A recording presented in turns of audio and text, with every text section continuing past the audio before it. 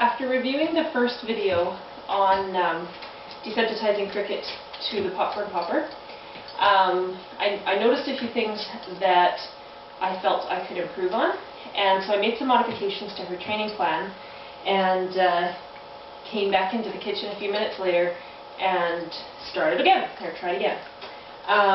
Unfortunately, cricket, leave it. Unfortunately, I didn't have the camera turned on.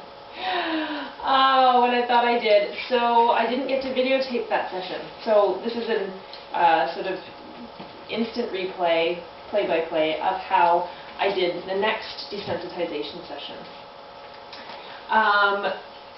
One of the things that I noted when I was watching my first video was that I left the popcorn popper on continuously, when it would have been more beneficial to her to have it just plugged in just for a moment, off and on.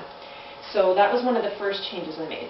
The second change I made was I did in fact decide to put her on a leash for this exercise. I wanted her ideally closer to me when I was plugging in and unplugging the machine so that I could deliver the reinforcement much faster. If she was in a really heightened panic state, I would never have done that. It wouldn't serve the purpose I wanted it to serve. But in her case, she was scared, but she wasn't panicked. So I felt that it was safe to keep her on a leash, so long as I kept her below her threshold of fear.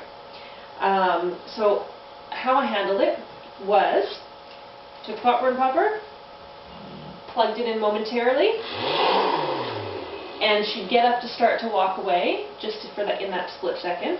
I'd wait until she came back, laid herself down on the mat, relaxed her body posture, and clicked and treated. Actually, sorry, the first time I just waited for her to just move back in my direction, or in the direction of the popcorn popper, before I reinforced. So I did that a number of times. Waiting until she came back and relaxed, and then clicked and reinforced for relaxation. When I saw cricket got to the point where she was getting comfortable with that, and it didn't take more than, I would say, 10 repetitions of quickly plugging in and unplugging the machine, I left it in for slightly longer. And I'd wait until she relaxed again, click, and treat.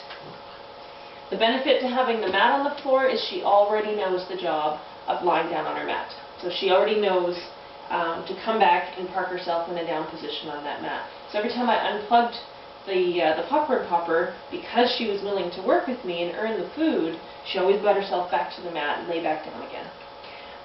The key here, the key criteria for my reinforcement was her relaxation. It wasn't so much whether she even stood still, although sometimes I would reinforce that. Sometimes I would take that if that's all I got. But the key, more so than anything, was reinforcing her for shifting into more of a relaxed posture. So going from being in a sort of sphinx-type down position, bracing herself, into relaxing and rolling onto one hip like she's doing right now. And I betcha it probably took no more than 5 to 10 minutes at most of doing this exact procedure before I could get to where I could leave the popcorn popper on for a more extended period of time.